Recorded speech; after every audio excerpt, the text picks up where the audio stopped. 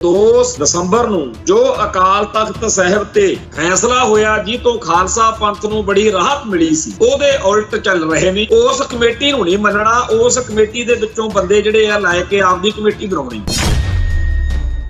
ਉਹ ਤੁਹਾਨੂੰ ਇਹ ਹੱਕ ਦਿੱਤਾ ਕਿਹਨੇ ਆ ਵੀ ਅਕਾਲ ਤਖਤ ਸਾਹਿਬ ਵਾਲੇ ਫੈਸਲਿਆਂ 'ਚ ਤੁਸੀਂ ਮਰਜ਼ੀ ਨਾਲ ਰੱਦੋ ਬਦਲ ਕਰ ਸਕੋ। ਮਨਜੀਤ ਸਿੰਘ ਖਹਿਰੇ ਨੇ ਅੱਜ ਇਹਨਾਂ ਦੀ ਇਸ ਗੱਲ ਦੇ ਪਰਖਚੇ ਉਡਾਤੇ ਕਿ ਜੀ ਜੇ ਅਸੀਂ ਧਰਮ ਨਿਰਪੱਖਤਾ ਨਾਲ ਨਾ ਜੁੜੇ, ਜੇ ਅਸੀਂ ਅਕਾਲ ਤਖਤ ਸਾਹਿਬ ਦੇ ਹੁਕਮ ਮੰਨ ਲਏ, ਇਹ ਸਾਰਾ ਝੂਠ ਹੈ। ਇਹਨਾਂ ਗਿਆਨੀ ਰਘਵੀਰ ਸਿੰਘ ਜਿਸ ਤਰੀਕੇ ਨਾਲ ਧਾਮੀ ਸਾਹਿਬ ਦੀ ਤੇ ਭੁੰਦੜ ਸਾਹਿਬ ਦੀ ਗੱਲ ਜਾਂ ਬਾਦਲ ਧਿਰ ਦੀ ਗੱਲ ਵੱਲ ਝੁਕਦੇ ਜੇ, ਲਿਖਦੇ ਜੇ ਦਿਖੇ ਆ, ਹੋ ਸਕਦਾ ਉਹ ਇਹ ਕਹਿਣ ਗਿਆਨੀ ਹਰਪ੍ਰੀਤ ਸਿੰਘ ਨੂੰ ਕਿ ਜੇ ਤਾਂ ਵਿੱਚ ਬੈਠ ਕੇ ਤੂੰ ਕਰਨੀ ਆ 2 ਦਸੰਬਰ ਵਾਲੇ ਫੈਸਲੇ ਦੀ ਜ਼ਿਆਦਾ ਗੱਲ, ਫੇਰ ਤਾਂ ਤੂੰ ਰਹਿਣ ਤੇ, ਨਹੀਂ ਆਪਾਂ ਕੋਈ ਰਾਹ ਕੱਢ ਲਈ। ਮੈਨੂੰ ਲੱਗਦਾ ਹੈ ਕਿ 2 ਦਸੰਬਰ ਵਾਲਾ ਫੈਸਲਾ ਜਥੇਦਾਰ ਸਾਹਿਬਾਨ ਦੇ ਰਾਹੀਂ ਬਦਲਵਾ ਕੇ ਆਪਦੀ ਮਰਜ਼ੀ ਦਾ ਫੈਸਲਾ ਕਰਵਾਉਣ ਲਈ ਬਾਦਲ ਧਿਰ ਲੱਗੀ ਹੋਈ ਹੈ। ਇਸ ਗੱਲ ਦੇ ਉੱਤੇ ਗਿਆਨੀ ਗੁਰਬਚਨ ਸਿੰਘ ਵਾਲਾ ਹਾਲ ਗਿਆਨੀ ਰਘਵੀਰ ਸਿੰਘ ਦਾ ਵੀ ਹੋ ਸਕਦਾ। ਅਜੇ ਤਾਂ ਅਜਨਾਲੇ ਵਾਲਿਆਂ ਨੇ ਪੁਤਲੇ ਫੂਕੇ ਆ, ਫਿਰ ਸਾਰਾ ਪੰਥ ਫੂਕਦਾ ਦੇਖਾਂਗੇ। ਜਥੇਦਾਰਾਂ ਨੂੰ ਇਸ ਗੱਲ ਦਾ ਅਹਿਸਾਸ ਹੋਣਾ ਚਾਹੀਦਾ ਕਿ ਬਾਦਲ ਕਹਿੰਦਾ ਕੁਛ ਨਹੀਂ ਜਾਣਾ। ਇਹਨਾਂ ਨੇ ਤਾਂ ਪਹਿਲਾਂ ਕਿੰਨੇ ਜਥੇਦਾਰ ਖਾ ਖੂ ਗਏ, ਇਹ ਹੜੱਪ ਗਏ, ਇਹਨਾਂ ਨੂੰ ਕੋਈ ਸ਼ਰਮ ਹੈ ਨਹੀਂ, ਪਰ ਤੁਸੀਂ ਇਤਿਹਾਸ ਵਿੱਚ ਮਾਰੇ ਜਾਂਦੇ। ਟੀਵੀ 84 ਉੱਤੇ ਪ੍ਰੋਗਰਾਮ ਖਬਰ ਦੀ ਖਬਰ ਦੇਖ ਰਿਹਾ ਹੈ ਸਾਰੇ ਦਰਸ਼ਕਾਂ ਨੂੰ ਮੈਂ ਸਰਬਜੀਤ ਸਿੰਘ ਘੁਮਾਣ ਫਤਿਹ ਅਰਜ਼ ਕਰਦਾ ਜੀ। ਵਾਹਿਗੁਰੂ ਜੀ ਕਾ ਖਾਲਸਾ, ਵਾਹਿਗੁਰੂ ਜੀ ਕੀ ਫਤਿਹ। ਅਸੀਂ ਆਪਣੀ ਕੌਮ ਨੂੰ ਇਹ ਗੱਲ ਸਮਝਾਉਣ ਵਿੱਚ ਲਗਾਤਾਰ ਲੱਗੇ ਹੋਏ ਆ ਕਿ ਦਿੱਲੀ ਦੇ ਵਿੱਚ ਸੱਤਾ ਜਿਹੜੀ ਮਰਜ਼ੀ ਪਾਰਟੀ ਕੋਲ ਹੋਵੇ ਤੇ ਜਿਹੜਾ ਮਰਜ਼ੀ ਪ੍ਰਧਾਨ ਮੰਤਰੀ ਹੋਵੇ, ਐਵੇਂ ਆਪਾਂ ਕਿਸੇ ਪੱਗ ਵਾਲੇ ਨੂੰ ਦੇਖ ਕੇ ਚੌੜੇ ਨਾ ਹੋ ਜਾਇਆ ਕਰੀਏ, ਜਾਂ ਇਹ ਸੋਚ ਕੇ ਵੀ ਹੁਣ ਕਾਂਗਰਸ ਦਾ ਨਹੀਂ, ਹੁਣ ਜੀ ਬੀਜੇਪੀ ਦਾ ਪ੍ਰਧਾਨ ਮੰਤਰੀ ਬਣ ਗਿਆ, ਫਲਾਨੇ ਨੂੰ ਹਰਾਤਾ, ਫਲਾਨੇ ਨੂੰ ਜਿਤਾਤਾ। ਇਹ ਸਾਰੀਆਂ ਗੱਲਾਂ ਬੇਅਰਥ ਨੇ। ਜਿੰਨਾ ਟਾਈਮ ਆਪਾਂ ਇਹ ਸੱਚਾਈ ਨਹੀਂ ਮੰਨ ਲੈਂਦੇ ਕਿ ਭਾਰਤੀ ਸਿਸਟਮ ਦੇ ਵਿੱਚ ਜਿਹੜੀ ਮਰਜ਼ੀ ਪਾਰਟੀ ਦੀ ਸਰਕਾਰ ਬਣ ਜੇ, ਉਹਦਾ ਏਜੰਡਾ ਪੰਥ ਅਤੇ ਪੰਜਾਬ ਦੇ ਉਲਟ ਹੀ ਰਹਿਣਾ, ਇਹ ਇਸ ਮੁਲਕ ਦਾ ਏਜੰਡਾ ਵਾ। ਇਹ ਇਸ ਮੁਲਕ ਦੀਆਂ ਸਰਕਾਰਾਂ ਬਦਲਣ ਦੇ ਨਾਲ ਹੱਲ ਨਹੀਂ ਹੋਣਾ ਮਸਲਾ। ਇਹ ਮਸਲਾ ਸਾਡਾ ਖਹਿੜਾ ਤਾਂ ਖਾਲਿਸਤਾਨ ਬਣਾ ਕੇ ਛੁੱਟਣਾ।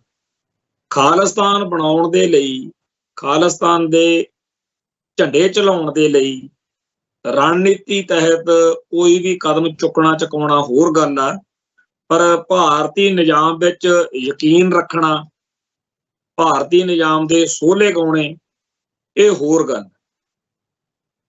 ਸੋ 26 ਜਨਵਰੀ ਆ ਰਹੀ ਆ। 26 ਜਨਵਰੀ ਦੇ ਮੁਤਲਕ ਇਸ ਵਾਰ ਫੇਰ ਦਲ ਖਾਲਸਾ ਤੇ ਸ਼੍ਰੋਮਣੀ ਅਕਾਲੀ ਦਲ ਅੰਮ੍ਰਿਤਸਰ ਵੱਲੋਂ ਸਿੱਖ ਜਗਤ ਨੂੰ ਥਾਂ ਦੇ ਉੱਤੇ ਇਸ ਗਣਤੰਤਰ ਦਿਹਾੜਾ ਜਿਹੜਾ ਭਾਰਤ ਦਾ, ਉਹਦੇ ਖਿਲਾਫ ਸੱਦਾ ਦਿੱਤਾ ਗਿਆ। ਕਈ ਸ਼ਹਿਰਾਂ ਦੀ ਇੱਕ ਲੜੀ ਉਹਨਾਂ ਨੇ ਜਾਰੀ ਕੀਤੀ ਆ। ਪ੍ਰੋਗਰਾਮ ਦੇ ਤਹਿਤ ਥਾਂ ਦੇ ਉੱਤੇ ਵਿਰੋਧ ਪ੍ਰਦਰਸ਼ਨ ਜਿਹੜੇ ਆ ਹੋਣਗੇ। ਇਸ ਗੱਲ ਦੇ ਵਿੱਚ ਕੋਈ ਸ਼ੱਕ ਹੀ ਨਹੀਂ ਕਿ ਇਹਨਾਂ ਪ੍ਰੋਗਰਾਮਾਂ ਦੇ ਵਿੱਚ ਲੱਖਾਂ ਦੀ ਸੰਗਤ ਨਹੀਂ ਪਹੁੰਚਦੀ। ਇਸ ਗੱਲ ਵਿੱਚ ਵੀ ਕੋਈ ਸ਼ੱਕ ਨਹੀਂ ਕਿ ਇਹਨਾਂ ਐਕਸ਼ਨਾਂ ਨਾਲ, ਇਹਨਾਂ ਗੱਲਾਂ ਨਾਲ ਇੰਡੀਅਨ ਸਟੇਟ ਨੂੰ ਕੋਈ ਬਹੁਤਾ ਫਰਕ ਨਹੀਂ ਪੈਂਦਾ। ਪਰ 1977-78 ਤੋਂ ਬਾਅਦ ਵਿੱਚ ਚੰਡੀਗੜ੍ਹ, ਅੰਮ੍ਰਿਤਸਰ ਤੇ ਹੋਰਨਾਂ ਕਈ ਸ਼ਹਿਰਾਂ ਦੇ ਵਿੱਚ ਕੌਮ ਪ੍ਰਸਤ, ਪੰਥ ਪ੍ਰਸਤ ਸਿੱਖ ਜਦੋਂ ਮੀਟਿੰਗਾਂ ਕਰਕੇ ਕੌਮ ਦੀ ਆਜ਼ਾਦੀ ਦੀ ਗੱਲ ਕਰਦੇ ਰਹੇ, ਉਦੋਂ ਉਹਨਾਂ ਨੂੰ ਵੀ ਟਿਚਰਾਂ ਹੁੰਦੀਆਂ ਸੀ ਵੀ ਐਵੇਂ ਡਾਕਟਰ ਸੋਹਣ ਸਿੰਘ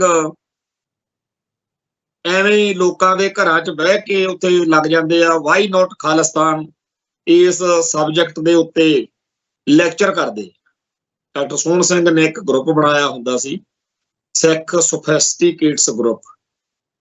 ਇਵੇਂ ਦਲ ਖਾਲਸਾ, ਇਵੇਂ ਕਈ ਹੋਰ ਬਹੁਤ ਸਾਰੀਆਂ ਧਿਰਾਂ ਜਾਂ ਧੜੇ ਜਾਂ ਸ਼ਖਸੀਅਤਾਂ ਸਰਗਰਮ ਸੀ।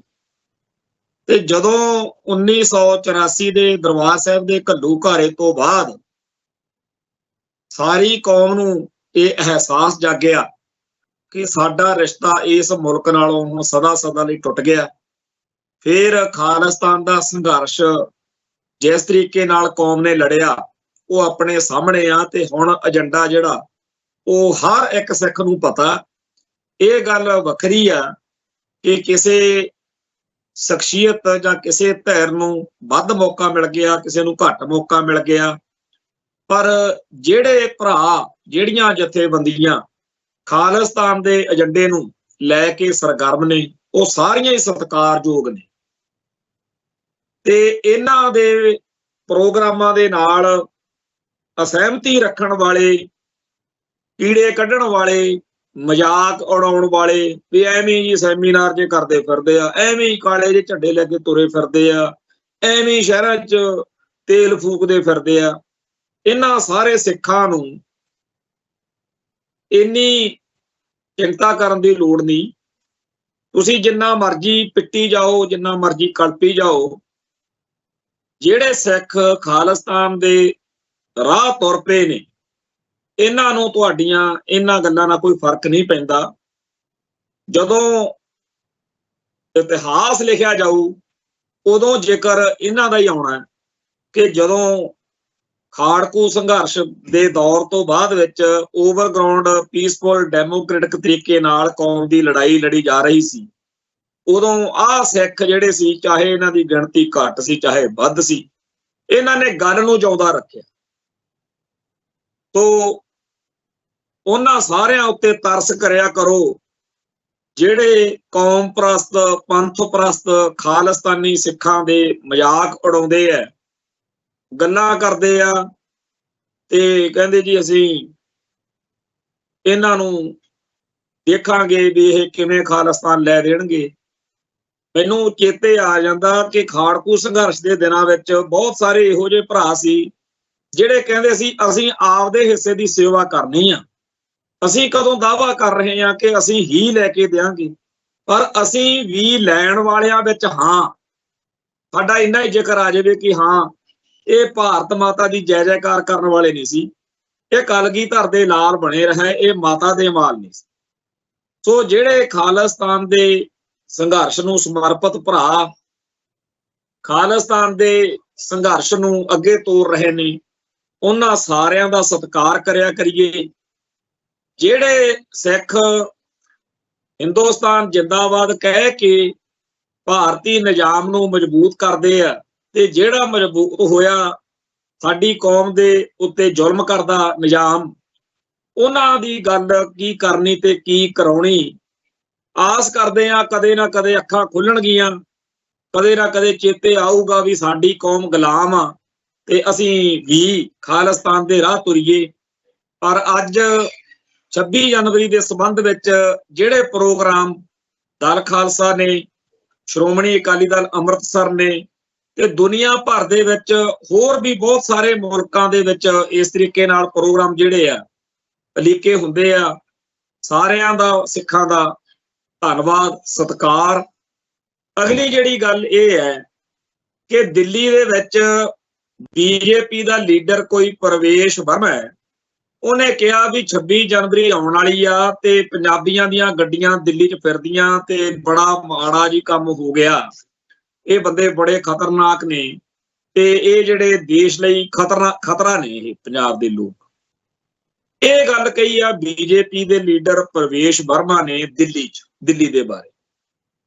ਹਿਮਾਚਲ ਦੇ ਇੱਕ ਕਾਂਗਰਸੀ ਵਿਧਾਇਕ ਚੰਦਰ ਸ਼ੇਖਰ ਠਾਕੁਰ ਨੇ ਕਿਹਾ ਬਈ ਪੰਜਾਬ ਬੜਾ ਮਾੜਾ ਮੁਲਕ ਆ ਜੀ, ਪੰਜਾਬ ਬੜਾ ਮਾੜਾ ਸੂਬਾ, ਉੱਥੋਂ ਦੇ ਲੋਕ ਸਾਡੇ ਹਿਮਾਚਲ ਲਈ ਬੜਾ ਖਤਰਾ ਨੇ ਤੇ ਇੱਥੇ ਨਸ਼ੇ ਜਿਹੜੇ ਨੇ ਉਹ ਪੰਜਾਬ ਕਰਕੇ ਸਾਡੇ ਹਿਮਾਚਲ 'ਚ ਵੀ ਆ ਗਏ ਤੇ ਸਾਡੇ ਹਿਮਾਚਲ ਦਾ ਪੰਜਾਬ ਕਰਕੇ ਨੁਕਸਾਨ ਹੋ ਰਿਹਾ, ਪੰਜਾਬੀਆਂ ਕਰਕੇ ਨੁਕਸਾਨ ਹੋ ਰਿਹਾ। ਇਹ ਜਿਹੜਾ ਕਾਂਗਰਸ ਦਾ ਵਿਧਾਇਕ ਆ, ਇਹ ਧਰਮਪੁਰ ਤੋਂ, ਹਿਮਾਚਲ ਦੇ ਧਰਮਪੁਰ ਸੀਟ ਤੋਂ ਵਿਧਾਇਕ ਆ। ਗੱਲ ਕੀ ਨਿਬੜੀ ਫਿਰ? ਗੱਲ ਫਿਰ ਉਹੀ ਜਿੱਥੋਂ ਆਪਾਂ ਸ਼ੁਰੂ ਹੋਏ ਸੀ, ਇਹ ਚਾਹੇ ਬੀਜੇਪੀ ਦਾ ਲੀਡਰ ਆ ਪ੍ਰਵੇਸ਼ ਵਰਮਾ, ਤੇ ਚਾਹੇ ਕਾਂਗਰਸ ਦਾ ਲੀਡਰ ਆ ਚੰਦਰ ਸ਼ੇਖਰ ਠਾਕੁਰ, ਤੇ ਚਾਹੇ ਪ੍ਰਵੇਸ਼ ਵਰਮਾ ਦਿੱਲੀ 'ਚ ਬੈਠਾ ਹੈ, ਤੇ ਚਾਹੇ ਚੰਦਰ ਸ਼ੇਖਰ ਠਾਕੁਰ ਹਿਮਾਚਲ 'ਚ ਬੈਠਾ, ਪਰ ਸੁਰ ਸਾਰਿਆਂ ਦੀ ਇੱਕੋ ਹੀ ਹੈ। ਪੰਜਾਬੀ ਮਾੜੇ, ਪੰਜਾਬ ਮਾੜਾ, ਸਿੱਖ ਮਾੜੇ, ਸਿੱਖੀ ਮਾੜੀ। ਇਹ ਜਿਹੜਾ ਇਸ ਮੁਲਕ ਦੇ ਸਾਰੇ ਲੋਕਾਂ ਨੂੰ ਤੋਤਾ ਪੜ੍ਹਾਇਆ ਜਾ ਰਿਹਾ, ਇਹਦੇ ਬਾਰੇ ਸਾਨੂੰ ਸਾਰਿਆਂ ਨੂੰ ਸੁਚੇਤ ਹੋਣ ਦੀ ਲੋੜ ਆ। ਇਹ ਇੱਕ ਜੈਨੋਸਾਈਡ ਪਲਸ ਕਹਿੰਦੇ ਆ, ਕਈ ਲੋਕਾਂ ਦੇ ਮਨਾਂ ਵਿੱਚ ਸਿੱਖ ਕੌਮ ਦੇ ਖਿਲਾਫ ਨਸਲਕੁਸ਼ੀ ਦੇ ਲਈ ਉਹਨਾਂ ਨੂੰ ਤਿਆਰ ਕੀਤਾ ਜਾ ਰਿਹਾ ਕਿ ਇਹ ਲੋਕ ਬੜੇ ਮਾੜੇ ਨੇ।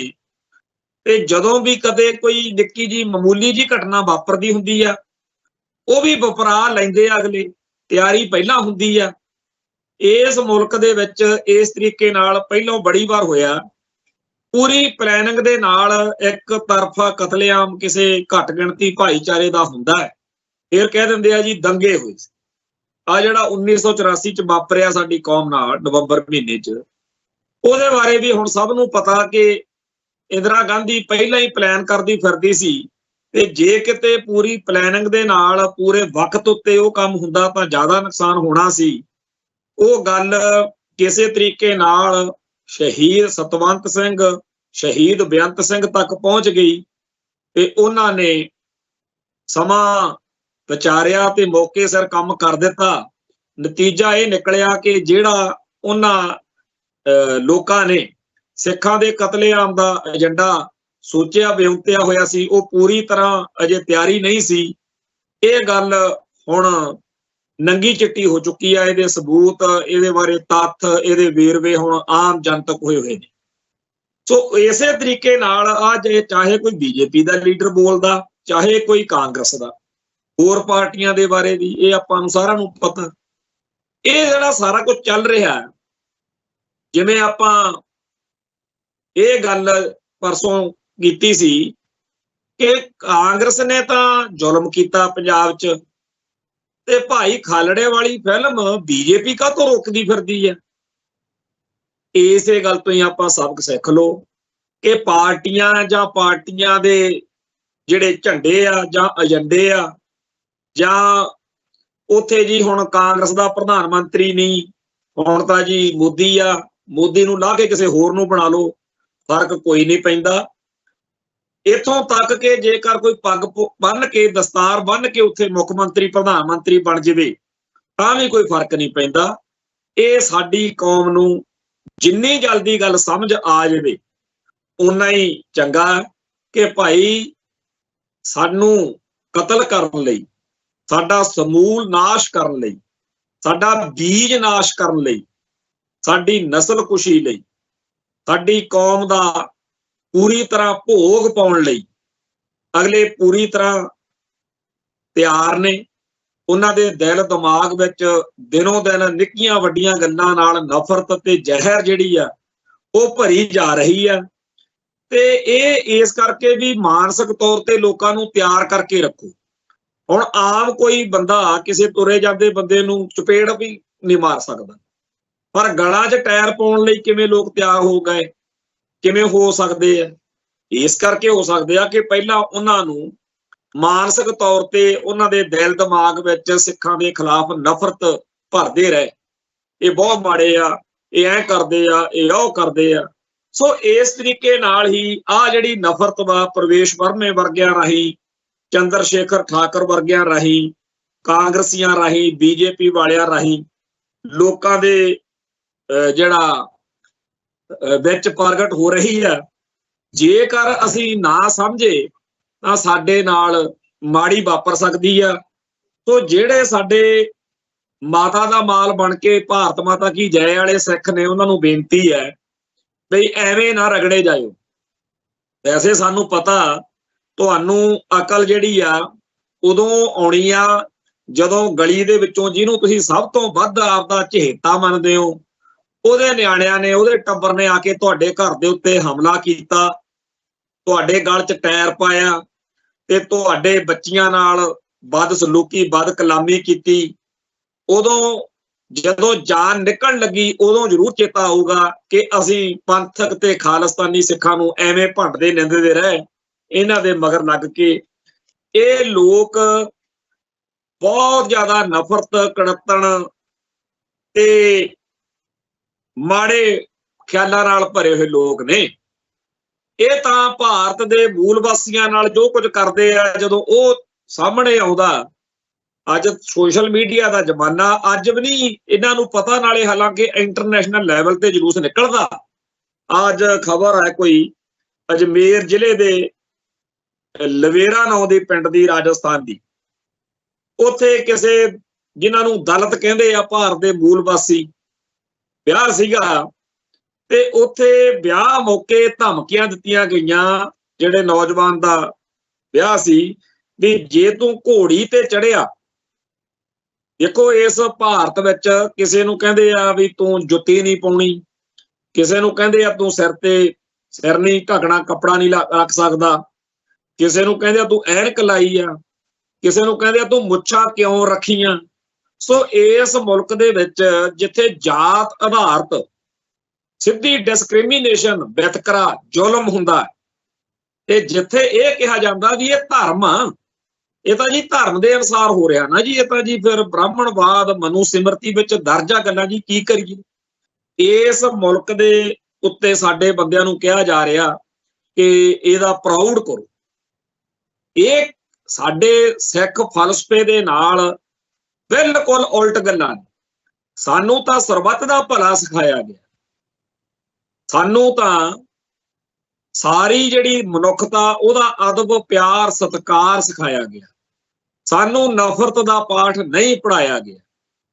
ਸਾਡੇ ਧਰਮ ਦੇ ਅਸੂਲ ਬੜੇ ਉੱਚੇ ਸੁੱਚੇ ਨੇ। ਮਾਨੁਸ਼ ਕੀ ਜਾਤ ਸਭ ਹੈ ਏਕੋ ਪਹਿਚਾਨ, ਉਹ ਤੇ ਕੁਦਰਤ ਕੇ ਸਭ ਬੰਦੇ ਦੀ ਗੱਲ ਹੈ।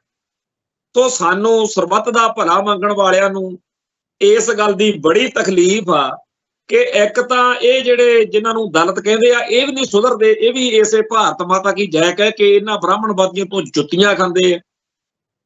ਦੂਜਾ ਇਹ ਵੀ ਇਹਨਾਂ ਲੋਕਾਂ ਨੂੰ ਸ਼ਰੇਆਮ ਦਿਖਦਾ ਵੀ ਸਿੱਖ ਇੱਕ ਇਹੋ ਜਿਹਾ ਧਰਮ ਹੈ, ਜਦੋਂ ਕੋਈ ਸਿੱਖ ਸੱਜ ਜਾਂਦਾ ਸਰਦਾਰ ਕਹਾਉਂਦਾ।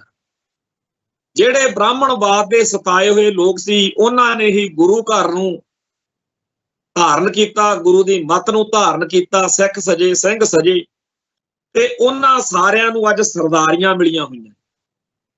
ਹੁਣ ਸਾਡੇ ਆਲੇ ਦੁਆਲੇ ਕੋਈ ਸਿੱਖ ਜਾ ਰਿਹਾ ਹੋਵੇ, ਆਪਾਂ ਉਹਨੂੰ ਸਰਦਾਰ ਜੀ ਕਹਿੰਦੇ ਆ, ਕੋਈ ਨਹੀਂ ਪੁੱਛਦੇ ਵੀ ਤੇਰੀ ਜਾਤ ਕਿਹੜੀ ਆ, ਤੂੰ ਨੀਵਾਂ, ਤੂੰ ਉੱਚਾ, ਤੂੰ ਕੀ ਆ। ਗੁਰਦੁਆਰਿਆਂ ਦੇ ਵਿੱਚ, ਲੰਗਰ ਦੇ ਵਿੱਚ, ਸੰਗਤ ਦੇ ਵਿੱਚ, ਪੰਗਤ ਦੇ ਵਿੱਚ ਸਾਨੂੰ ਸਾਰਿਆਂ ਨੂੰ ਪਤਾ ਹੁੰਦਾ ਕਿ ਅਸੀਂ ਉਸ ਤਰ੍ਹਾਂ ਜਾਤ ਆਧਾਰਿਤ ਕੋਈ ਵਿਤਕਰਾ ਨਹੀਂ ਕਰ ਸਕਦੇ। ਸਾਡੇ ਗੁਰੂ ਸਾਹਿਬ ਨੇ ਸਾਨੂੰ ਬੜਾ ਵਧੀਆ ਫਲਸਫਾ ਦਿੱਤਾ, ਤੇ ਇਹਨਾਂ ਲੋਕਾਂ ਨੂੰ ਅੱਜ ਦੇ ਸਮੇਂ 'ਚ ਪਤਾ ਵੀ ਹੈ। ਕਿਸਾਨ ਸੰਘਰਸ਼ ਮੌਕੇ ਜਦੋਂ ਸਾਡਾ ਵਾਹ ਵਾਸਤਾ ਪਿਆ, ਤਾਂ ਹਰਿਆਣੇ ਦੇ ਤੇ ਯੂਪੀ ਦੇ ਵਿੱਚ, ਮੱਧ ਪ੍ਰਦੇਸ਼ ਦੇ ਵਿੱਚ ਬੜੀ ਵੱਡੀ ਇੱਕ ਲਹਿਰ ਇਸ ਵੇਲੇ ਚੱਲ ਰਹੀ ਆ ਕਿ ਉੱਥੋਂ ਦੇ ਬ੍ਰਾਹਮਣਵਾਦ ਦੇ ਸਤਾਏ ਹੋਏ ਲੋਕ ਜਿਹੜੇ ਆ ਉਹ ਸਿੱਖ ਸੱਜ ਰਹੇ ਨੇ। ਤੋ ਜਿਹੜੀ ਆ ਅਜਮੇਰ ਦੀ, ਰਾਜਸਥਾਨ ਦੀ ਗੱਲ ਹੈ, ਘੋੜੀ ਉੱਤੇ ਉਹਨੂੰ ਚੜ੍ਹਨ ਤੋਂ ਰੋਕਣ ਲਈ ਇਸ ਇਲਾਕੇ ਦੇ ਸਾਰੇ ਜਿਹੜੇ ਉੱਚ ਜਾਤੀਏ ਸੀ ਉਹ ਇਕਜੁੱਟ ਹੋਏ ਖੜੇ ਸੀ।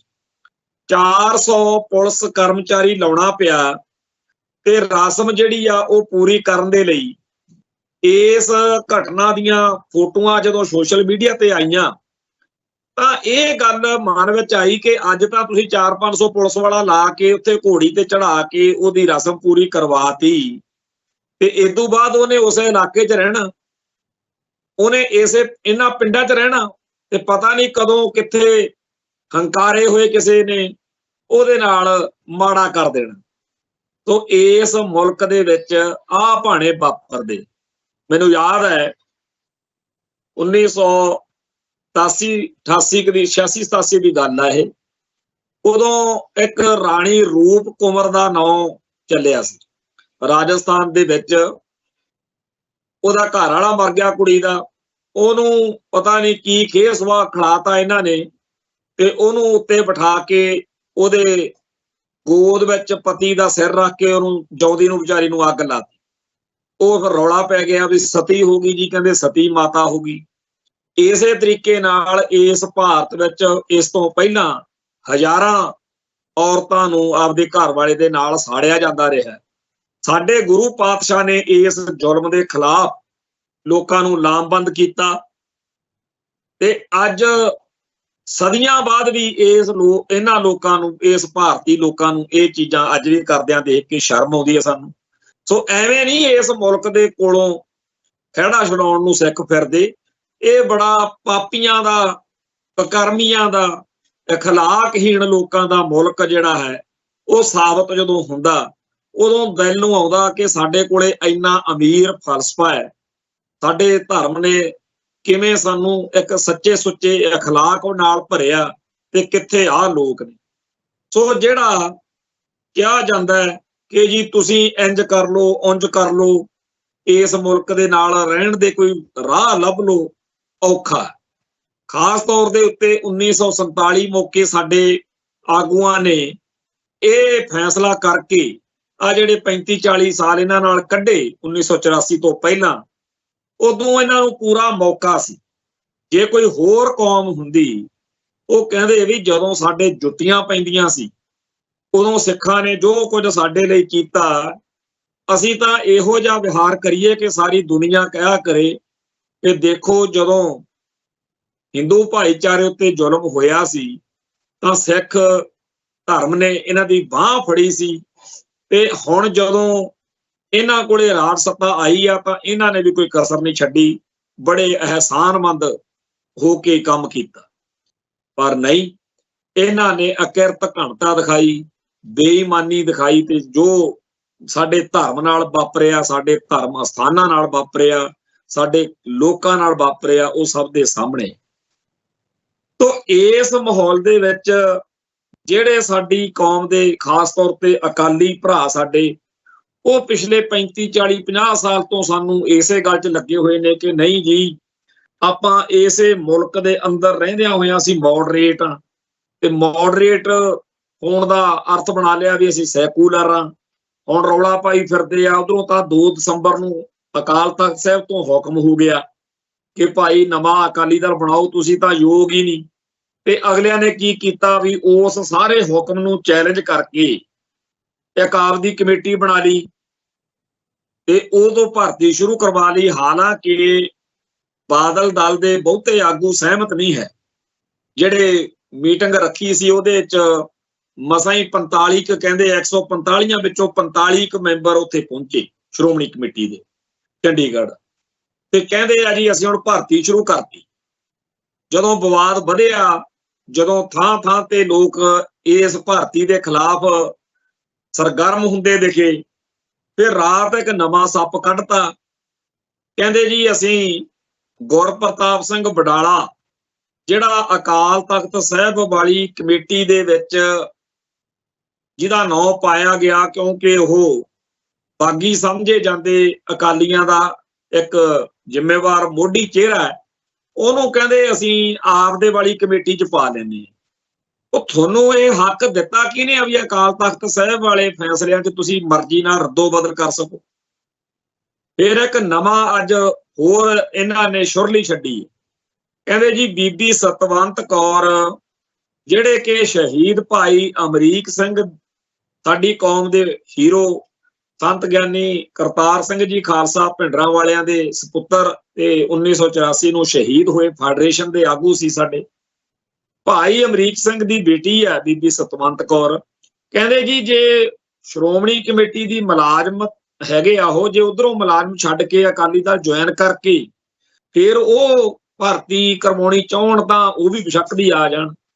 ਗੱਲ ਕੀ ਕਿ 2 ਦਸੰਬਰ ਨੂੰ ਜੋ ਅਕਾਲ ਤਖਤ ਸਾਹਿਬ ਤੇ ਫੈਸਲਾ ਹੋਇਆ, ਜੀ ਤੋਂ ਖਾਲਸਾ ਪੰਥ ਨੂੰ ਬੜੀ ਰਾਹਤ ਮਿਲੀ ਸੀ, ਉਹਦੇ ਉਲਟ ਚੱਲ ਰਹੇ ਨੇ। ਉਸ ਕਮੇਟੀ ਨੂੰ ਨਹੀਂ ਮੰਨਣਾ, ਉਸ ਕਮੇਟੀ ਦੇ ਵਿੱਚੋਂ ਬੰਦੇ ਜਿਹੜੇ ਆ ਲੈ ਕੇ ਆਪਦੀ ਕਮੇਟੀ ਬਣਾਉਣੀ। ਕਾਹਦੇ ਤੋਂ? ਕਹਿੰਦੇ ਜੀ ਜੇ ਅਸੀਂ ਅਕਾਲ ਤਖਤ ਸਾਹਿਬ ਵਾਲੇ ਹੁਕਮ ਮੰਨ ਲਏ ਤਾਂ ਫਿਰ ਸਾਡੀ ਮਾਨਤਾ ਰੱਦ ਹੋ ਜੂ। ਅੱਜ ਐਡਵੋਕੇਟ ਮਨਜੀਤ ਸਿੰਘ ਖਹਿਰੇ ਨੇ ਭਾਰਤ ਦੇ ਉਸ ਰਜਿਸਟਰ ਜਿੱਥੇ ਹੁੰਦੇ ਆ ਸਾਰੀਆਂ ਸਿਆਸੀ ਦਲ, ਜਿੱਥੇ ਉਹਦਾ ਇੱਕ ਡਾਟਾ ਮੀਡੀਆ ਦੇ ਸਾਹਮਣੇ ਲਿਆਂਦਾ ਹੈ, ਜਿਹਦੇ ਵਿੱਚ ਪਾਰਟੀਆਂ ਦਾ ਸਾਰਿਆਂ ਦਾ ਉਹਨੇ ਦੱਸਿਆ ਕਿ ਫਲਾਨੀ ਜਿਹੜੀ ਤਾਮਿਲਨਾਡੂ ਦੀ ਪਾਰਟੀ ਆ ਜਾਂ ਨਾਗਾਲੈਂਡ ਦੀ ਪਾਰਟੀ ਆ ਜਾਂ ਹਿੰਦੂ ਸ਼ਿਵ ਸੈਨਾ, ਵੀ ਇਹਨਾਂ ਨੇ ਕੀ ਏਜੰਡਾ ਦੱਸਿਆ, ਸਾਡਾ ਮੋਟਿਵ ਕੀ ਆ, ਅਸੀਂ ਕਿਸ ਗੱਲ ਲਈ ਪਾਰਟੀ ਬਣਾਈ। ਉਹ ਜਦੋਂ ਸੁਣਦਾ ਹੈ ਬੰਦਾ, ਉਹ ਲਾਹਣਤਾਂ ਪਾਉਂਦਾ ਬਾਦਲ ਦਲ ਨੂੰ ਵੀ ਤੁਸੀਂ ਸਾਡੀ ਸਿੱਖ ਕੌਮ ਨੂੰ ਐਵੇਂ ਬੇਵਕੂਫ ਬਣਾਈ ਜਾਂਦੇ ਹੋ। ਘਰਘਾਰ ਨਿਕਲਦੀ ਆ ਇਹਨਾਂ ਲੀਡਰਾਂ ਨੂੰ ਜਿਹੜੇ ਕਹਿੰਦੇ ਆ ਕਿ ਜੇ ਅਕਾਲ ਤਖਤ ਸਾਹਿਬ ਦੀ ਗੱਲ ਮੰਨ ਲਈ, ਉੱਥੇ ਸ਼ਰੇਆਮ ਲਿਖਿਆ ਹੋਇਆ ਵੀ ਅਸੀਂ ਤਾਂ ਹਿੰਦੂਤਵ ਨੂੰ ਪ੍ਰਮੋਟ ਕਰਨਾ। ਕੋਈ ਕਹਿੰਦਾ ਜੀ ਅਸੀਂ ਤਾਮਿਲ ਜਿਹੜਾ ਸਾਡਾ ਖਿੱਤਾ ਉਹਦੇ ਨਾਲ ਜੁੜੇ ਹੋਏ ਆ ਤੇ ਉੱਥੇ ਜੀ ਅਸੀਂ ਤਾਮਿਲਨਾਡੂ ਦੇ ਹਿੱਤਾਂ ਹੱਕਾਂ ਲਈ, ਮਤਲਬ ਕਿ ਹਰ ਇੱਕ ਖਿਆਲ ਦੇ ਲੋਕਾਂ ਨੂੰ ਭਾਰਤੀ ਸਿਸਟਮ ਨੇ ਰਜਿਸਟਰਡ ਕੀਤਾ ਹੋਇਆ। ਚਲੋ ਸਾਡਾ ਤਾਂ ਯਕੀਨ ਕੋਈ ਹੈ ਨਹੀਂ, ਜੇ ਬਾਦਲ ਕਿਆ ਨੇ ਉੱਥੋਂ ਰਜਿਸਟ੍ਰੇਸ਼ਨ ਕਰਾਉਣੀ ਆ, ਇਹ ਬੇਸ਼ੱਕ ਇਹ ਕਹਿ ਕੇ ਵੀ ਜੇ ਰਜਿਸਟ੍ਰੇਸ਼ਨ ਕਰਾਉਣ ਜਾਣ ਕਿ ਅਸੀਂ ਖਾਲਿਸਤਾਨ ਦੇ ਲਈ, ਸਿੱਖਾਂ ਦੀ ਆਜ਼ਾਦੀ ਦੇ ਲਈ, ਉਹ ਰਜਿਸਟ੍ਰੇਸ਼ਨ ਇਹਨਾਂ ਨੂੰ ਕਰਨ ਦੇਣਗੇ, ਪਰ ਉਹ ਕਹਿਣਗੇ ਕਿ ਭਾਰਤੀ ਕਾਨੂੰਨ ਅਨੁਸਾਰ ਤੁਸੀਂ ਆਹ ਨਹੀਂ ਕਰ ਸਕਦੇ, ਉਹ ਨਹੀਂ ਕਰ ਸਕਦੇ। ਹਾਂ, ਤੁਸੀਂ ਰਜਿਸਟ੍ਰੇਸ਼ਨ ਕਰਾਉਣ ਲਈ ਜਿਹੜਾ ਮਰਜ਼ੀ ਏਜੰਡਾ ਜਿਹੜਾ ਉਹ ਲਿਆ ਸਕਦੇ। ਮਨਜੀਤ ਸਿੰਘ ਖਹਿਰੇ ਨੇ ਅੱਜ ਇਹਨਾਂ ਦੀ ਇਸ ਗੱਲ ਦੇ ਪਰਖੱਚੇ ਉਡਾਤੇ ਕਿ ਜੀ ਜੇ ਅਸੀਂ ਧਰਮਿੰਦਰ ਪੱਖਤਾ ਨਾਲ ਨਾ ਜੁੜੇ, ਜੇ ਅਸੀਂ ਅਕਾਲ ਤਖਤ ਸਾਹਿਬ ਦੇ ਹੁਕਮ ਮੰਨ ਲਏ, ਇਹ ਸਾਰਾ ਝੂਠ ਹੈ ਇਹਨਾਂ। ਖੈਰ, ਹੁਣ ਜਦੋਂ ਸੰਗਤ ਦਾ ਦਬਾਅ ਦਿਨੋਂ ਦਿਨ ਵੱਧ ਰਿਹਾ ਤਾਂ ਇਹਨਾਂ ਨੇ ਕੀ ਕੀਤਾ, ਇੱਕ ਪਾਸੇ ਤਾਂ ਜਦੋਂ ਵਡਾਲਾ ਸਾਹਿਬ ਤੇ ਧਾਮੀ ਸਾਹਿਬ ਮਿਲੇ ਆ ਜਥੇਦਾਰ ਰਘਵੀਰ ਸਿੰਘ ਨੂੰ, ਤਾਂ ਉੱਥੇ ਭਾਈ ਇਹਨਾਂ ਨੇ ਫੋਨ ਕੀਤਾ ਸਰਦਾਰ ਬਲਵਿੰਦਰ ਸਿੰਘ ਭੂੰਦੜ ਨੂੰ। ਭੂੰਦੜ ਨੇ ਕੋਈ ਰਾਹ ਕੱਢਣ ਵਾਲੇ ਪਾਸੇ ਨੂੰ ਗੱਲ ਜਿਹੜੀ ਸੋਚੀ ਉਹ ਆਹੀ ਆ ਕਿ ਜੀ ਆਪਾਂ ਵਡਾਲੇ ਨੂੰ ਲੈ ਲੈਣੇ, ਐਡਜਸਟ ਕਰ ਲਓ। ਪਰ ਇਹ ਗੱਲ ਦੇ ਉੱਤੇ ਅੱਜ ਜਦੋਂ ਚੈਨਲਾਂ ਦੇ ਉੱਤੇ ਵਡਾਲਾ ਸਾਹਿਬ ਨੂੰ ਪੁੱਛਿਆ ਗਿਆ, ਉਹਨਾਂ ਨੇ ਕਿਹਾ ਕਿ ਮੈਂ ਇਹੋ ਜਿਹੀ ਕਿਸੇ ਗੱਲ ਨਾਲ ਸਹਿਮਤ ਨਹੀਂ, ਨਾ ਮੈਨੂੰ ਪਤਾ, ਇਹ ਆਪੇ ਹੀ ਆਪਦਾ ਕਰੀ ਕੁਰੀ ਜਾਂਦੇ ਆ, ਅਸੀਂ ਤਾਂ ਅਕਾਲ ਤਖਤ ਸਾਹਿਬ ਵਾਲੀ ਗੱਲ ਨਾਲ ਖੜੇ। ਸੋ ਇਸ ਮਾਹੌਲ ਦੇ ਵਿੱਚ ਹੁਣ ਜਥੇਦਾਰ ਸਾਹਿਬਾਨ ਨੇ ਕੀ ਕੀਤਾ ਹੈ ਕਿ 28 ਜਨਵਰੀ ਨੂੰ ਸਵੇਰੇ 11 ਵਜੇ ਅਕਾਲ ਤਖਤ ਸਾਹਿਬ ਤੇ ਮੀਟਿੰਗ ਸੱਦੀ ਹੈ। ਹੁਣ ਉਸ ਮੀਟਿੰਗ ਵਿੱਚ ਕਈ ਨੁਕਤੇ ਆ ਜਿਹੜੇ ਉਹ ਬੜਾ ਧਿਆਨ ਮੰਗਦੇ ਆ। ਕੀ ਗਿਆਨੀ ਹਰਪ੍ਰੀਤ ਸਿੰਘ ਮੀਟਿੰਗ ਵਿੱਚ ਸ਼ਾਮਲ ਹੋਣਗੇ? ਆਪਾਂ ਨੂੰ ਪਤਾ ਕਿ ਪਿੱਛੇ ਜੇ ਗਿਆਨੀ ਰਘਵੀਰ ਸਿੰਘ ਨੇ ਕਿਹਾ ਸੀ ਕਿ ਜਿਹੜੀ ਗੱਲਬਾਤ ਸ਼੍ਰੋਮਣੀ ਕਮੇਟੀ ਨੇ ਕੀਤੀ ਆ ਉਹਦੇ ਅਧਿਕਾਰ ਖੇਤਰ 'ਚ ਨਹੀਂ ਆਉਂਦੀ। ਗਿਆਨੀ ਹਰਪ੍ਰੀਤ ਸਿੰਘ ਬਿਲਕੁਲ ਸੁਰਖਰੂ ਆ ਤੇ ਉਹਨਾਂ ਦੀ ਜੇ ਕੋਈ ਜਾਂਚ ਵੀ ਕਰਨੀ ਹੋਵੇ ਤਾਂ ਅਸੀਂ ਕਰਾਂਗੇ, ਅਕਾਲ ਤਖਤ ਸਾਹਿਬ ਕਰੇਗਾ। ਸੋ ਇਸ ਹਿਸਾਬ ਨਾਲ ਤਾਂ ਫਿਰ ਗਿਆਨੀ ਰਘਵੀਰ ਸਿੰਘ ਜਿਹੜੇ ਆ ਉਹ ਉਹਨੂੰ ਕਲੀਨ ਚਿੱਟ ਦੇ ਚੁੱਕੇ ਆ ਗਿਆਨੀ ਹਰਪ੍ਰੀਤ ਸਿੰਘ ਨੂੰ, ਤੇ ਗਿਆਨੀ ਹਰਪ੍ਰੀਤ ਸਿੰਘ ਅਕਾਲ ਤਖਤ ਸਾਹਿਬ ਦੇ ਉੱਤੇ ਪੰਜ ਸਿੰਘ ਸਾਹਿਬਾਨ ਦੀ ਮੀਟਿੰਗ 'ਚ ਬੈਠਣ ਦੇ ਯੋਗ ਆ। ਇਸ ਗੱਲ ਦੇ ਹੱਕ ਵਿੱਚ ਇਹ ਵੀ ਆਪਾਂ ਦੇਖ ਸਕਦੇ ਹਾਂ ਕਿ ਪਿੱਛੇ ਜੇ ਉਹਨਾਂ ਨੇ ਇੱਥੇ ਕਿਸੇ ਜਿਹੜਾ ਹੈਗਾ ਵੱਡਾ ਇਕੱਠ ਸ਼ਾਇਦ ਮੰਜੀ ਸਾਹਿਬ ਜਾਂ ਕਿਤੇ ਹੋਰ, ਉਹਨਾਂ ਨੇ ਪਿਛਲੇ ਦਿਨੀ ਕਥਾ ਵੀ ਕੀਤੀ। ਸੋ ਇਸ ਹਿਸਾਬ ਨਾਲ ਤਾਂ ਗਿਆਨੀ ਹਰਪ੍ਰੀਤ ਸਿੰਘ ਮੀਟਿੰਗ 'ਚ ਹਾਜ਼ਰ ਹੋ ਸਕਦੇ ਆ, ਪਰ ਅਜੇ ਇਸ ਗੱਲ ਦੀ ਸਪਸ਼ਟਤਾ ਨਹੀਂ। ਕਿਉਂਕਿ ਗਿਆਨੀ ਰਘਵੀਰ ਸਿੰਘ ਜਿਸ ਤਰੀਕੇ ਨਾਲ ਧਾਮੀ ਸਾਹਿਬ ਦੀ ਤੇ ਭੂੰਦੜ ਸਾਹਿਬ ਦੀ ਗੱਲ ਜਾਂ ਬਾਦਲ ਧਿਰ ਦੀ ਗੱਲ ਵੱਲ ਝੁਕਦੇ ਜੇ, ਲਿਖਦੇ ਜੇ ਦਿਖੇ ਆ, ਹੋ ਸਕਦਾ ਉਹ ਇਹ ਕਹਿਣ ਗਿਆਨੀ ਹਰਪ੍ਰੀਤ ਸਿੰਘ ਨੂੰ ਕਿ ਜੇ ਤਾਂ ਵਿੱਚ ਬੈਠ ਕੇ ਤੂੰ ਕਰਨੀ ਆ 2 ਦਸੰਬਰ ਵਾਲੇ ਫੈਸਲੇ ਦੀ ਜ਼ਿਆਦਾ ਗੱਲ, ਫੇਰ ਤਾਂ ਤੂੰ ਰਹਿਣ ਦੇ, ਤੇ ਨਹੀਂ ਆਪਾਂ ਕੋਈ ਰਾਹ ਕੱਢ ਲਈ। ਕਿਉਂਕਿ ਮੈਨੂੰ ਲੱਗਦਾ ਹੈ ਕਿ 2 ਦਸੰਬਰ ਵਾਲਾ ਫੈਸਲਾ ਜਥੇਦਾਰ ਸਾਹਿਬਾਨ ਦੇ ਰਾਹੀਂ ਬਦਲਵਾ ਕੇ ਆਪਦੀ ਮਰਜ਼ੀ ਦਾ ਫੈਸਲਾ ਕਰਵਾਉਣ ਲਈ ਬਾਦਲ ਧਿਰ ਲੱਗੀ ਹੋਈ ਆ, ਜਾਣੀ ਕਿ ਪੰਥ ਨੂੰ ਫੇਰ ਇੱਕ ਵਾਰ ਫਰੇਬ, ਝੂਠ, ਧੋਖਾ, ਠੱਗੀ ਠੋਰੀ, ਛਲ ਕਪਟ ਦੇਖਣਾ ਪਏ। ਇਸ ਗੱਲ ਦੇ ਉੱਤੇ ਰੌਲਾ ਵੀ ਪੈ ਸਕਦਾ, ਇਸ ਗੱਲ ਦੇ ਉੱਤੇ ਗਿਆਨੀ ਗੁਰਬਚਨ ਸਿੰਘ ਵਾਲਾ ਹਾਲ ਗਿਆਨੀ ਰਘਵੀਰ ਸਿੰਘ ਦਾ ਵੀ ਹੋ ਸਕਦਾ। ਅਜੇ ਤਾਂ ਅਜਨਾਲੇ ਵਾਲਿਆਂ ਨੇ ਪੁਤਲੇ ਫੂਕੇ ਆ, ਫਿਰ ਸਾਰਾ ਪੰਥ ਫੂਕਦਾ ਦੇਖਾਂਗੇ। ਸੋ ਜਥੇਦਾਰਾਂ ਨੂੰ ਇਸ ਗੱਲ ਦਾ ਅਹਿਸਾਸ ਹੋਣਾ ਚਾਹੀਦਾ ਕਿ ਬਾਦਲ ਕਿਆਂ ਦਾ ਕੁਛ ਨਹੀਂ ਜਾਣਾ। ਇਹਨਾਂ ਨੇ ਤਾਂ ਪਹਿਲਾਂ ਕਿੰਨੇ ਜਥੇਦਾਰ ਖਾ ਖੂ ਗਏ, ਇਹ ਹੜੱਪ ਗਏ, ਇਹਨਾਂ ਨੂੰ ਕੋਈ ਸ਼ਰਮ ਹੈ ਨਹੀਂ, ਪਰ ਤੁਸੀਂ ਇਤਿਹਾਸ ਵਿੱਚ ਮਾਰੇ ਜਾਣ। ਪਰ ਜਥੇਦਾਰ ਕੀ ਕਰਨ? ਸ਼੍ਰੋਮਣੀ ਕਮੇਟੀ ਰਾਹੀਂ ਜਦੋਂ ਮਰਜ਼ੀ ਉਹਨਾਂ ਨੂੰ ਬਦਲ ਸਕਦੇ ਆ। ਕਿਉਂਕਿ ਕੋਈ ਸਿਸਟਮ ਖੜਾ ਹੋਣ ਨਹੀਂ ਦਿੱਤਾ ਬਦਲਕਿਆਂ ਨੇ ਜਿਹਦੇ ਰਾਹੀਂ ਜਥੇਦਾਰ ਸਾਹਿਬਾਨ ਆਪਦੀ ਹੋਂਦ ਹਸਤੀ ਦਾ ਪ੍ਰਗਟਾਵਾ ਕਰਦੇ ਦੇਖ ਸਕੀਏ। ਸੋ ਇਸ ਮਾਹੌਲ ਦੇ ਵਿੱਚ ਜਥੇਦਾਰ ਰਘਵੀਰ ਸਿੰਘ ਜਿਹੜੇ ਹੈ ਉਹਨਾਂ ਦੀ ਇੱਕ ਤਰੀਕੇ ਨਾਲ ਪਰਖ ਦੀ ਜਿਹੜੀ ਘੜੀ ਆ ਉਹ ਹੋਰ ਜ਼ਿਆਦਾ ਨਜ਼ਦੀਕ ਆ ਗਈ।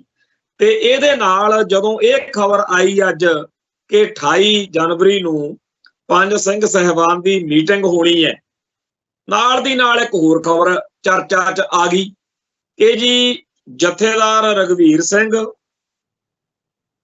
ਹੁਣ ਹਜੂਰ ਸਾਹਿਬ ਜਾ ਰਹੇ ਆ 2 ਦਿਨ ਲਈ, ਉੱਥੇ ਕੋਈ ਫੰਕਸ਼ਨ ਆ 25 ਤਰੀਕ ਨੂੰ। ਚਲੋ ਜੀ ਠੀਕ ਹੈ, ਹਜੂਰ ਸਾਹਿਬ ਜਾਣਾ ਜਥੇਦਾਰ ਸਾਹਿਬ ਦਾ ਇੱਕ ਗੱਲ ਆ, ਪਰ ਨਾਲ ਜੋੜਵੀਂ ਗੱਲ ਆ ਗਈ ਕਿ ਐਡਵੋਕੇਟ ਹਰਜਿੰਦਰ ਸਿੰਘ ਧਾਮੀ ਵੀ ਉੱਥੇ ਜਾ ਸਕਦੇ ਆ, ਜਾਣਗੇ। ਫੇਰ ਆ ਗਈ ਗੱਲ ਕਿ ਜਥੇਦਾਰ ਹਰਪ੍ਰੀਤ ਸਿੰਘ ਦੇ ਵੀ ਹਜੂਰ ਸਾਹਿਬ ਜਾਣ ਦੇ ਬਾਰੇ ਚਰਚਾ ਹੈ।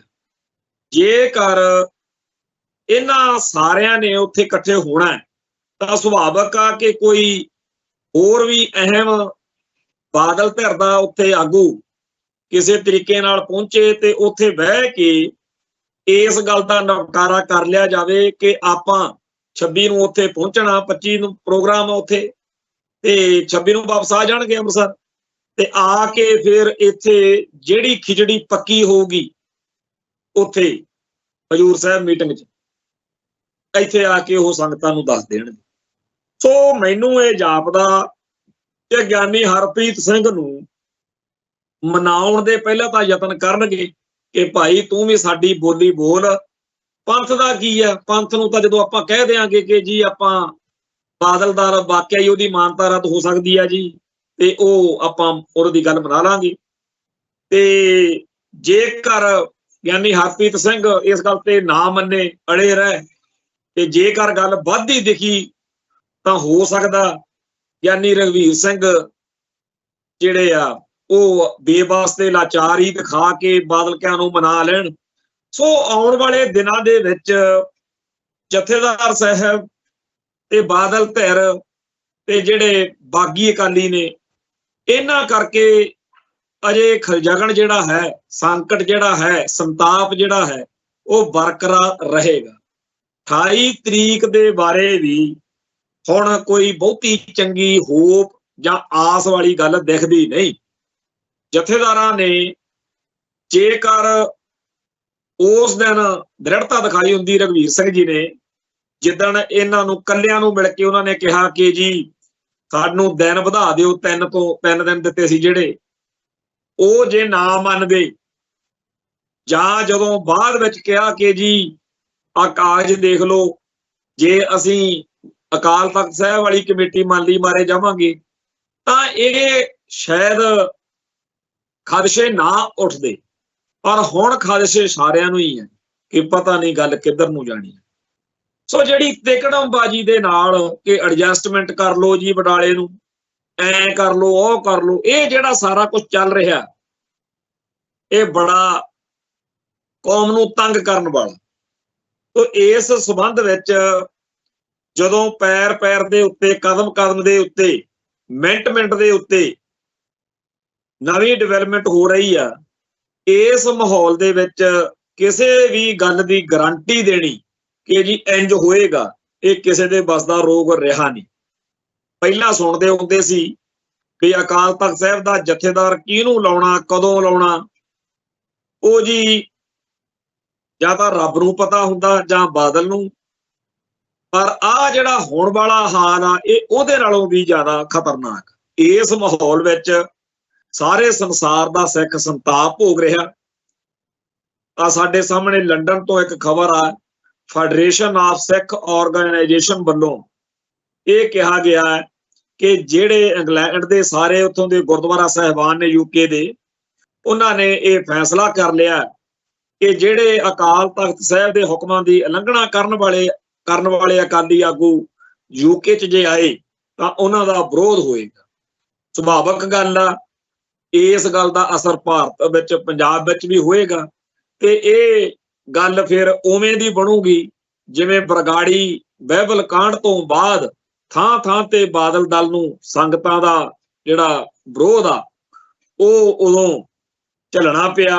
ਸਭ ਨੂੰ ਪਤਾ ਕਿ ਕਿਵੇਂ ਸੁਖਬੀਰ ਸਿੰਘ ਬਾਦਲ ਦਾ ਇੱਕ ਵਾਰੀ ਹੈਲੀਕਾਪਟਰ ਕਿਸੇ ਸਕੂਲ 'ਚ ਖੜਾ ਸੀ, ਉਹ ਕੰਧ ਪਾੜ ਕੇ ਉੱਥੇ ਪਹੁੰਚਾਇਆ ਸੀ ਸਿਸਟਮ ਨੇ। ਅੱਜ ਨਾ ਤਾਂ ਇਹਨਾਂ ਕੋਲੇ ਸੱਤਾ ਤੇ ਨਾ ਕੋਈ ਇਹਨਾਂ ਦਾ ਕੋਈ ਇਹੋ ਜਿਹਾ ਸਿਸਟਮ ਆ, ਪਰ ਇਹ ਪੰਥ ਨਾਲ ਪੰਗੇ ਲੈਂਦੇ ਆ, ਪੰਥਕ ਜਜ਼ਬਾਤਾਂ ਨਾਲ ਛੇੜਖਾਨੀਆਂ ਕਰਦੇ ਆ, ਸਿੱਖਾਂ ਨੂੰ ਜਲੀਲ ਕਰ ਰਹੇ ਨੇ।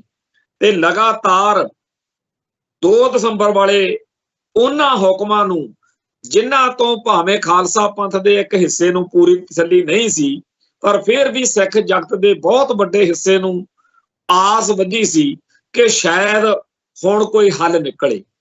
ਜਦੋਂ ਇਹ ਸੁਣਿਆ ਪੰਥ ਨੇ ਕਿ ਜੀ ਇਹ ਸਾਰੀ ਜਿਹੜੀ ਹੈਗੀ ਆ ਅਕਾਲੀ ਲੀਡਰਸ਼ਿਪ, ਇਹਨੂੰ ਅਯੋਗ ਮੰਨਿਆ ਜਾਂਦਾ ਤੇ ਇਹਨਾਂ ਨੂੰ ਕਿਹਾ ਜਾਂਦਾ ਕਿ ਨਵੀਂ ਭਰਤੀ ਜਿਹੜੀ ਆ ਉਹ ਏਦਾਂ ਹੋਏਗੀ, ਇਸ ਗੱਲ ਨੇ ਤਾਂ ਇੱਕ ਲੋਕਾਂ ਦੇ ਦਿਮਾਗ ਵਿੱਚ ਇਹ ਭਰਤਾ ਸੀ ਕਿ ਚਲੋ ਬਾਦਲ ਕਿਆਂ ਤੋਂ ਖਹਿੜਾ ਛੁੱਟ ਗਿਆ। ਅੱਜ ਇਸੇ ਤਰੀਕੇ ਦੀ ਇੱਕ ਚਿੱਠੀ ਜਿਹੜੀ ਆ ਉਹ ਵੀ ਸੰਗਤ ਵਿੱਚ ਆਈ ਆ, ਜਿਹਦੇ ਵਿੱਚ ਅਲਾਇੰਸ ਆਫ ਸਿੱਖ ਆਰਗੇਨਾਈਜੇਸ਼ਨ ਵੱਲੋਂ ਸੁਖਦੇਵ ਸਿੰਘ ਫਗਵਾੜਾ ਜਿਹੜੇ ਕੋਆਰਡੀਨੇਟਰ ਨੇ, ਹਰਜਿੰਦਰ ਸਿੰਘ ਮਾਝੀ ਮੁੱਖ ਸੇਵਾਦਾਰ ਦਰਬਾਰ ਖਾਲਸਾ ਜਥੇਬੰਦੀ, ਤੇ ਇਵੇਂ ਹੀ ਅਜੇਪਾਲ ਸਿੰਘ ਬਰਾੜ ਮੁਖੀ ਮਿਸਲ ਸਤਲੁਜ, ਸੁਖਰਾਜ ਸਿੰਘ ਨਿਆਮੀ ਵਾਲਾ ਬਾਈਬਲ ਕਲਾਂ ਇਨਸਾਫ ਮੋਰਚਾ, ਆਵਾਜ਼ੇ ਕੌਮ ਜਥੇਬੰਦੀ ਵੱਲੋਂ ਪ੍ਰੋਫੈਸਰ ਬਲਵਿੰਦਰਪਾਲ ਸਿੰਘ ਸਿੱਖ ਸਕਾਲਰ, ਇਹਨਾਂ ਨੇ ਇੱਕ ਲੰਬੀ ਚੌੜੀ ਚਿੱਠੀ ਲਿਖ ਕੇ ਅਕਾਲ ਤਖਤ ਸਾਹਿਬ ਨੂੰ ਦਿੱਤੀ ਆ, ਜਿਹੜੀ ਸਾਰੇ ਚੈਨਲਾਂ ਦੇ ਉੱਤੇ ਰਾਤ ਚਰਚਾ 'ਚ ਰਹੀ ਆ। ਉਹਦੇ ਵਿੱਚ ਇਹੀ ਗੱਲ ਜਿਹੜੀ ਆਪਾਂ ਕਹਿ ਰਹੇ ਹਾਂ ਲਿਖੀ ਗਈ ਆ ਕਿ ਜਦੋਂ ਅਕਾਲ ਤਖਤ ਸਾਹਿਬ ਦੀ ਫਸੀਲ ਤੋਂ 2 ਦਸੰਬਰ ਨੂੰ ਇਤਿਹਾਸਕ ਫੈਸਲਾ ਸੁਣਾਇਆ ਗਿਆ ਸੀ ਤਾਂ ਸਿੱਖ ਜਗਤ ਦੇ ਵੱਡੇ ਹਿੱਸੇ ਵੱਲੋਂ ਪ੍ਰਸ਼ੰਸਾ ਕੀਤੀ ਗਈ ਸੀ ਤੇ ਇਹ ਆਸ ਵੱਝੀ ਸੀ ਕਿ ਸ਼ਾਇਦ ਹੁਣ ਅਕਾਲੀ ਦਲ ਇੱਕ ਵਾਰ ਫਿਰ ਪੰਥ ਦੀ ਨੁਮਾਇੰਦਾ ਸਿਆਸੀ ਜਮਾਤ ਵਜੋਂ ਉੱਭਰੇਗਾ। ਫਿਰ ਅੱਗੇ ਉਹਨਾਂ ਨੇ ਸਾਰਾ ਲਿਖਿਆ ਕਿ ਜੀ ਇਹ ਕਿਵੇਂ ਕਿਵੇਂ ਪੱਤੇ ਖੇਡੇ ਜਾ ਰਹੇ ਨੇ, ਕਿਵੇਂ ਡਾਕਟਰ ਦਲਜੀਤ ਸਿੰਘ ਚੀਮੇ ਰਾਹੀਂ ਗੜਬੜਾਂ ਹੋ ਰਹੀਆਂ ਨੇ, ਕਿਵੇਂ ਹਰਚਰਨ ਬੈਂਸ ਜਿਹੜਾ ਇੱਕ ਪਤਤ ਅਹੁਦੇਦਾਰ ਆ ਅਕਾਲੀ ਦਲ ਦਾ, ਉਹ ਕੌਮ ਨੂੰ ਗੁੰਮਰਾਹ ਕਰ ਰਿਹਾ। ਜਿਨ੍ਹਾਂ ਲੋਕਾਂ ਨੂੰ ਦੋਸ਼ੀ ਮੰਨਿਆ ਜਾਂਦਾ ਸਰਸੇ ਵਾਲੇ ਸੌਦੇ ਸਾਧ ਨੂੰ ਮਾਫੀ ਦਿਵਾਉਣ 'ਚ ਤਨਖਾਹ ਉਹਨਾਂ ਕਰਕੇ ਪੰਥ ਨੂੰ ਜਿਹੜੇ ਉਹਨਾਂ ਨੂੰ ਤਨਖਾਹ ਨਹੀਂ ਲਾਈ ਗਈ। ਤੇ ਇਸ ਸਾਰੀ ਚਿੱਠੀ ਦੇ ਰਾਹੀਂ ਜਿਸ ਤਰੀਕੇ ਨਾਲ ਸਾਰਾ ਕੇਸ ਬਣਾ ਕੇ ਪੇਸ਼ ਕੀਤਾ ਗਿਆ, ਇਹ ਬੜੀ ਚੰਗੀ ਕਾਰਵਾਈ ਆ, ਜਿਹਦੇ ਵਿੱਚ ਸਿਕੰਦਰ ਸਿੰਘ ਮਲੂਕੇ ਬਾਰੇ, ਬਲਵਿੰਦਰ ਸਿੰਘ ਭੂੰਦੜ ਬਾਰੇ, ਹਰਜਿੰਦਰ ਸਿੰਘ ਧਾਮੀ ਬਾਰੇ, ਸਾਰਿਆਂ ਬਾਰੇ ਲਿਖਿਆ ਹੋਇਆ ਕਿ ਇਹਨਾਂ ਨੂੰ ਦਲਜੀਤ ਸਿੰਘ ਚੀਮੇ ਉਹਨਾਂ ਨੂੰ ਤਨਖਾਹੀਆ ਕਰਾਰ ਦੇ ਕੇ ਸੱਦਣ ਦੀ ਲੋੜ ਆ। ਇਸ ਵਿੱਚ ਜਿਹੜਾ 2 ਦਸੰਬਰ ਵਾਲਾ ਫੈਸਲਾ, ਉਹਦੇ ਮੁਤਲਕ ਵੀ ਇੱਕ ਗੱਲ ਹੈ ਕਿ ਤੁਸੀਂ ਸਾਬਕਾ ਜਥੇਦਾਰ ਗਿਆਨੀ ਗੁਰਬਚਨ ਸਿੰਘ ਤੇ ਗਿਆਨੀ ਗੁਰਮੁਖ ਸਿੰਘ ਬਾਰੇ ਜੋ ਉਸ ਦਿਨ ਕਿਹਾ ਸੀ ਕਿ ਉਹਨਾਂ ਵੱਲੋਂ ਜਿਹੜੇ ਜਵਾਬ ਆਏ ਨੇ ਉਹ ਜਨਤਕ ਕਰਾਂਗੇ, ਤੁਸੀਂ ਉਹ ਜਨਤਕ ਨਹੀਂ ਕੀਤੇ। ਸੋ ਕਹਿਣ ਤੋਂ ਭਾਵ ਇਹ ਕਿ ਸਿੱਖ ਜਗਤ ਦੇ ਅੰਦਰ ਲਗਾਤਾਰ ਇਸ ਮਸਲੇ ਉੱਤੇ ਇੱਕ ਚਰਚਾ, ਇੱਕ ਚਿੰਤਾ ਜਿਹੜੀ ਆ ਉਹ ਚੱਲ ਰਹੀ ਆ, ਪਰ ਬਾਦਲ ਧਿਰ ਦੇ ਆਗੂ ਜਿਹੜੇ ਨੇ ਉਹ ਬਿਲਕੁਲ ਹੀ ਇਸ ਗੱਲ ਦੇ ਉੱਤੇ ਕੌਮ ਦੇ ਜਜ਼ਬਾਤਾਂ ਨਾਲ ਖੇਡ ਰਹੇ ਨੇ। ਹਾਂ, ਮੀਡੀਆ ਨਾਲ ਸੰਬੰਧਿਤ ਕੁਝ ਲੋਕਾਂ ਰਾਹੀਂ ਜਾਂ ਜਿਹੜੇ ਬੋਲਦੇ ਆ ਸਾਡੇ ਵਰਗੇ, ਉਹਨਾਂ ਨੂੰ ਚੁੱਪ ਕਰਾਉਣ ਲਈ ਬੜੇ ਪੱਤੇ ਖੇਡੇ ਜਾ ਰਹੇ ਨੇ, ਬੜਾ ਕੁਝ ਕਿਹਾ ਜਾ ਰਿਹਾ। ਉਹਨਾਂ ਨੂੰ ਲੱਗਦਾ ਕਿ ਜਿਵੇਂ ਬੀਤੇ ਦੌਰ ਵਿੱਚ ਅਸੀਂ ਆਪਣੀਆਂ ਚੰਮਦੀਆਂ ਚਲਾਉਂਦੇ ਰਹੇ ਹਾਂ, ਪਰ ਅੱਜ ਜ਼ਮਾਨਾ ਕੁਝ ਹੋਰ ਆ। ਸੋਸ਼ਲ ਮੀਡੀਆ ਦੇ ਇਸ ਦੌਰ ਵਿੱਚ ਏਦਾਂ ਚੱਲਣਾ ਨਹੀਂ। ਪਰ ਅਸੀਂ ਸਮੁੱਚੇ ਖਾਲਸਾ ਪੰਥ ਨੂੰ ਜ਼ਰੂਰ ਬੇਨਤੀ ਕਰਦੇ ਹਾਂ ਕਿ ਸਾਡੀ ਲੜਾਈ ਇਕੱਲੀ ਕੋਈ ਬਾਦਲਕਿਆਂ ਦੇ ਉੱਤੋਂ ਬਾਦਲਕਿਆਂ ਤੋਂ ਖੜਾ ਛਡਾਉਣ ਦੀ ਨਹੀਂ, ਸਾਡੀ ਅਸਲੀ ਲੜਾਈ ਖਾਲਿਸਤਾਨ ਦੀ ਹੈ। ਇਹ ਜਿਹੜੀਆਂ ਧਿਰਾਂ ਭਾਰਤੀ ਸਿਸਟਮ ਨੂੰ ਸਾਡੇ ਵਿੱਚੋਂ ਰਹਿ ਕੇ ਉਹਦੇ 'ਚ ਆਸਥਾ ਰੱਖਦੀਆਂ ਨੇ, ਯਕੀਨ ਰੱਖਦੀਆਂ ਨੇ, ਇਹ ਹੋ ਸਕਦਾ ਕਿਸੇ ਵੇਲੇ ਕਿਸੇ ਗੱਲ 'ਚ ਕੰਮ ਆ ਜਾਣ, ਪਰ ਨਹੀਂ ਤਾਂ ਇਹਨਾਂ ਸਾਰੀਆਂ ਧਿਰਾਂ ਵੱਲੋਂ, ਧੜਾਂ ਵੱਲੋਂ ਜੋ ਕੁਝ ਕੀਤਾ ਜਾਂਦਾ ਉਹ ਭਾਰਤੀ ਨਿਜ਼ਾਮ ਨੂੰ ਹੀ ਭਾਰਾ ਖਾਂਦਾ, ਪੰਥ ਦੀ ਗੁਲਾਮੀ ਦੀ ਉਮਰ ਲੰਮੀ ਕਰਦੇ ਆ। ਸੋ ਸਾਨੂੰ ਸਾਰਿਆਂ ਨੂੰ ਇਸ ਗੱਲ ਦਾ ਅਹਿਸਾਸ ਹੋਣਾ ਚਾਹੀਦਾ ਕਿ ਅਸਲੀ ਲੜਾਈ ਖਾਲਿਸਤਾਨ ਦੀ ਹੈ। ਖਾਲਿਸਤਾਨ ਦੀ ਜੰਗ ਨੂੰ ਤੇਜ਼ ਕਰਨ ਲਈ, ਤਿੱਖਾ ਕਰਨ ਲਈ ਜਿਸ ਤਰੀਕੇ ਨਾਲ ਇੰਟਰਨੈਸ਼ਨਲ ਲੈਵਲ ਤੇ ਅਮਰੀਕਾ ਤੇ ਹੋਰ ਫਾਈਵ ਆਈਜ਼ ਮੁਲਕਾਂ ਵੱਲੋਂ ਸਾਡਾ ਸਾਥ ਸਹਿਯੋਗ ਦਿੱਤਾ ਜਾ ਰਿਹਾ, ਜਿਸ ਤਰੀਕੇ ਨਾਲ ਮਿਸਟਰ ਟਰੰਪ ਨੇ ਆਪਣੇ ਜਦੋਂ ਰਾਸ਼ਟਰਪਤੀ ਦੀ ਪਦਵੀ ਸਾਂਭਣੀ ਸੀ ਖਾਲਿਸਤਾਨੀ ਜਜ਼ਬਾਤਾਂ ਦੀ ਕਦਰ ਕੀਤੀ ਹੈ, ਇਸ ਗੱਲ ਦਾ ਸਾਨੂੰ ਸਾਰਿਆਂ ਨੂੰ ਮਾਣ ਹੋਣਾ ਚਾਹੀਦਾ। ਸੋ ਅਸੀਂ ਸਾਰੇ ਆਪੋ ਆਪਣੇ ਆਪ ਨੂੰ ਖਾਲਿਸਤਾਨ ਦੇ ਐਂਬੈਸਡਰ ਬਣੀਏ। ਕੋਈ ਵੀ ਇਹੋ ਜਿਹੀ ਹਰਕਤ, ਕੋਈ ਵੀ ਇਹੋ ਜਿਹੀ ਗੱਲ ਜਿਹਦੇ ਨਾਲ ਖਾਲਿਸਤਾਨ ਦੇ ਖਿਲਾਫ ਲੋਕਾਂ ਦੇ ਦਿਮਾਗ ਵਿੱਚ ਗੱਲ ਆਵੇ, ਉਹ ਕਰਨ ਤੋਂ ਬਚੀਏ। ਖਾਲਿਸਤਾਨ ਦੀ ਹਮਾਇਤ ਕਰੀਏ, ਖਾਲਿਸਤਾਨ ਦੇ ਝੰਡੇ ਚਲਾਈਏ। ਇੱਥੇ ਸਮਾਪਤੀ ਕਰਦੇ ਹਾਂ ਜੀ, ਫਿਰ ਮਿਲਾਂਗੇ। ਨਾਨਕ ਨਾਮ ਚੜ੍ਹਦੀ ਕਲਾ, ਤੇਰੇ ਭਾਣੇ ਸਰਬੱਤ ਦਾ ਭਲਾ। ਵਾਹਿਗੁਰੂ ਜੀ ਕਾ ਖਾਲਸਾ, ਵਾਹਿਗੁਰੂ ਜੀ ਕੀ ਫਤਿਹ।